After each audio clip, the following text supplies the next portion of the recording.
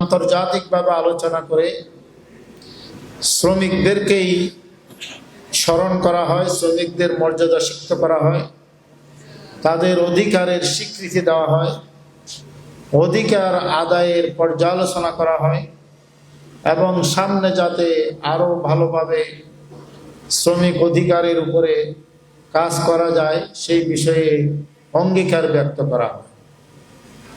সেজন্য আজকের দিনটাই হচ্ছে আপনাদের।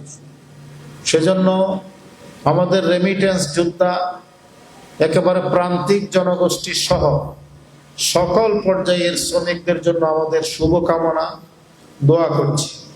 আল্লাহ সবাইকে হায়াতে তৈয়বা নসিব করুন।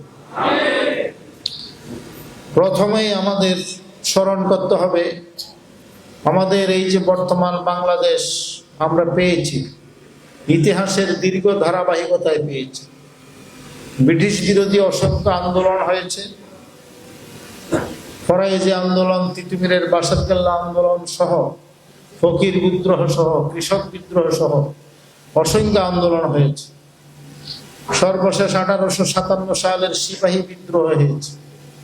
সেখানেও সিপাহী বিদ্রোহ মূলত সেনাবাহিনীর মধ্যে যারা শ্রমজীবী শ্রেণীর তারাই বিদ্রোহটা করেছিল।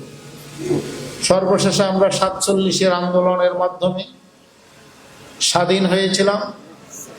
এরপরে বিভিন্ন সময়ে স্বাধিকার আন্দোলন, অধিকার আদায়ের আন্দোলন এবং সর্বশেষ 71 সালের মুক্তিযুদ্ধ, মহান মুক্তিযুদ্ধের মাধ্যমে আমরা লাল সূর্যের পতাকা পেয়েছি।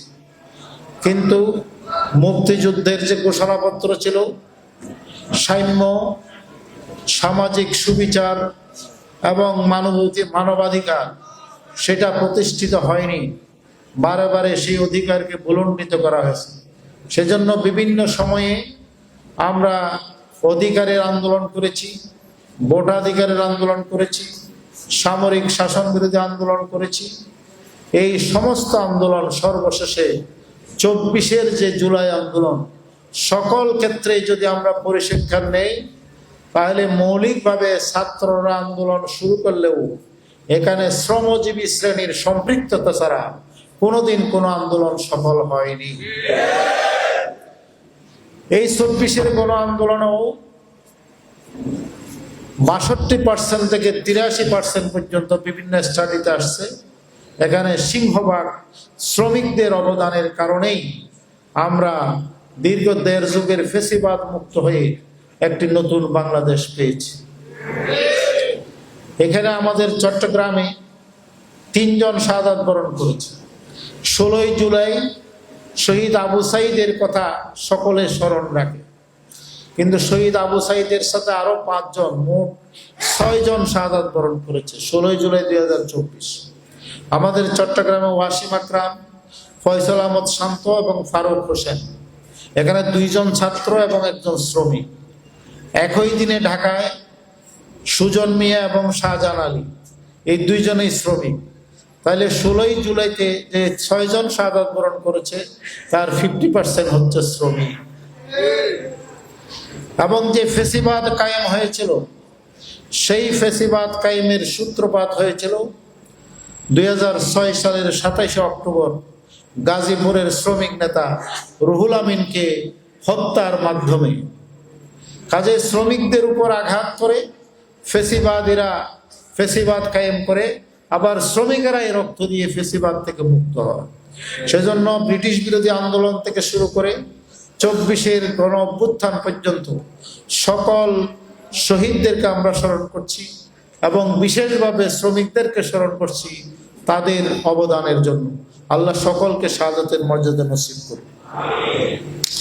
সাম্প্রতিক চট্টগ্রামের আগ্রাবাদে সুয়েরেজ লাইনের কাজ করার সময় এই কয়েকদিন আগে 23 এপ্রিল ভোর রাতে রাকিব এবং তুষার নামে 2 জন শ্রমিক মাটি চাপা পড়ে নিহত হয়েছে। আমরা তাদের শোকসন্তপ্ত পরিবারের প্রতি সমবেদনা জানাচ্ছি এবং তাদের মাগফিরাত কামনা করছি। তাদের পরিবারের পাশে আমাদেরকে দাঁড়াতে হবে এবং বিত্তবানকে দাঁড়ানোর জন্য অনুরোধ করছি।